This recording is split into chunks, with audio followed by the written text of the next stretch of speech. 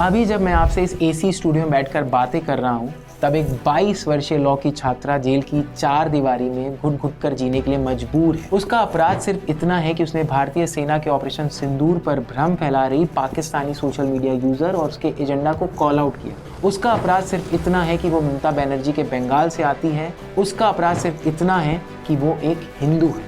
नमस्कार, आप देख रहे हैं ऑप इंडिया।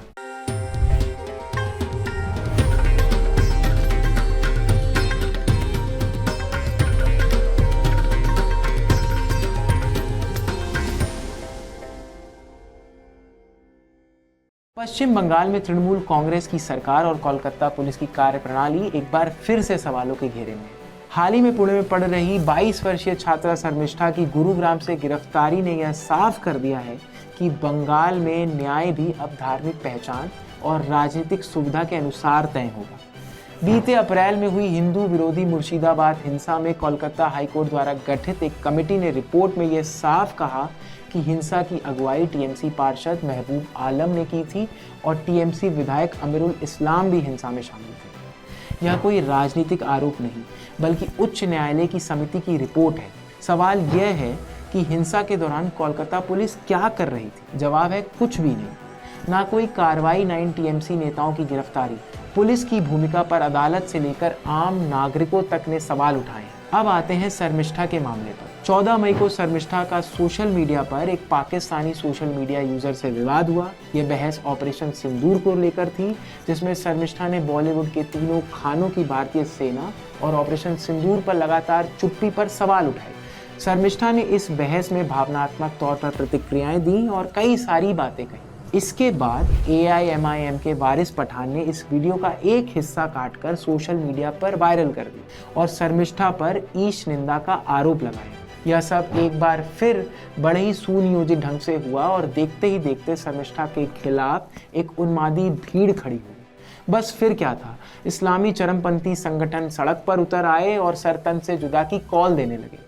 शर्मिष्ठा को बलात्कार की धमकियां मिलने लगी और इस उन्मादी भीड़ ने धमकाते हुए कहा कि अगर पुलिस ने उसके खिलाफ कार्रवाई नहीं की तो हम उसकी गर्दन काट देंगे। शर्मिष्ठा के खिलाफ FIR का एक सिलसिला शुरू हो गया और कराची, पाकिस्तान में पंजीकृत एक संस्था स्काई ने FIR कोलकाता के गार्डन रीच थाने में कराई। यही नहीं, वजाहत खान नामक एक व्यक्ति जो खुद हिंदू देवी देवताओं पर अभद्र टिप्पणियां करता है, उसने भी शर्मिष्ठा के खिलाफ FIR दर्ज कराई। FIR के बाद कोलकाता पुलिस हरकत में आ गई और तुरंत कार्रवाई की।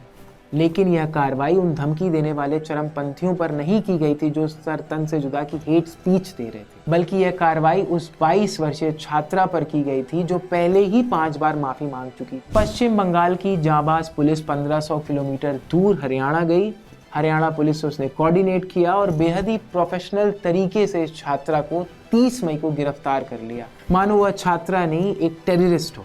वही कोलकाता पुलिस जब मुर्शिदाबाद में हिंदू विरोधी दंगे हो रहे थे, जब हरगोविंद दास जी और उनके पुत्र चंदन दास की चरमपंथी भीड़ द्वारा लिंचिंग की जा रही थी, तब यही पुलिस नदारद थी। ऐसा हम नहीं, ऐसा हाई कोर्ट द्वारा गठित कमेटी की रिपोर्ट में लिखा है। शर्मिष्ठा की गिरफ्तारी, उसकी ट्रांजिट रिमांड और अलीपुर कोर्ट में पेशी, सब कुछ इतने सुनियोजित ढंग से कोलकाता पुलिस ने की मानो वो छात्र नहीं कोई आतंकवादी हो।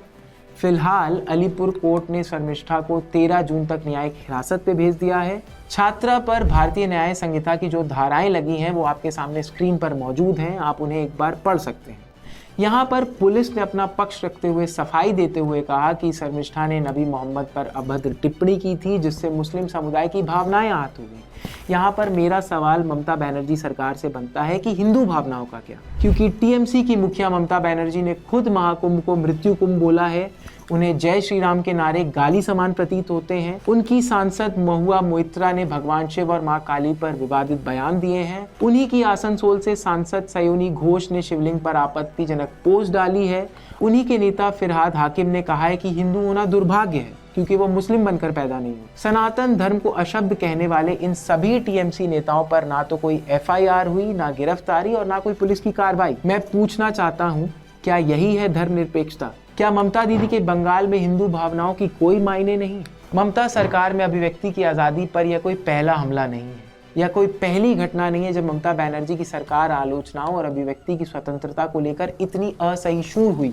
अतीत में भी ममता का विरोध करने पर या अपनी राय खुलकर सामने रखने पर ममता सरकार ने आम जनता को जेल भेजा है। 2012 में प्रोफेसर अंबिकेश महापात्रा को एक कार्टून शेयर करने के लिए जेल भेजा गया। 2019 में प्रियंका शर्मा को ममता बनर्जी पर मीम शेयर करने के लिए गिरफ्तार कर लिया गया और उनकी रिहाई सुप्रीम कोर्ट के दखल देने के बाद ही मुमकिन हो पाई। 2023 में कौस्तुभ बागची को एक राजनीतिक टिप्पणी करने पर जेल भेजा गया। वहीं 22 वर्ष की छात्रा कीर्ति शर्मा को बंगाल रेप केस पर टिप्पणी करने के लिए गिरफ्तार कर लिया गया। ये सभी घटनाएं बताती हैं कि टीएमसी सरकार विरोध करने वाली सभी आवाजों को कुचलने के लिए पुलिस का इस्तेमाल करती है और यह प्रवृत्ति दिन बर दिन खतरनाक ही होती जा रही है। यहाँ पर हमें क्या मान लेना चाहिए? क्या ममता राज में पुलिस अब राजनीतिक औजार बनकर सिर्फ रह चुकी है? शर्मिष्ठा की गिरफ्तारी केवल एक छात्रा की गिरफ्तारी नहीं है, बल्कि यह एक चेतावनी है कि यदि आप सत्ताधारी पार्टी या उनके वोट बैंक के खिलाफ बोलेंगे तो आपकी आवाज दबा दी जाएगी। और यह सवाल आज हर एक बंगाल वासी को खुद से पूछना चाहिए।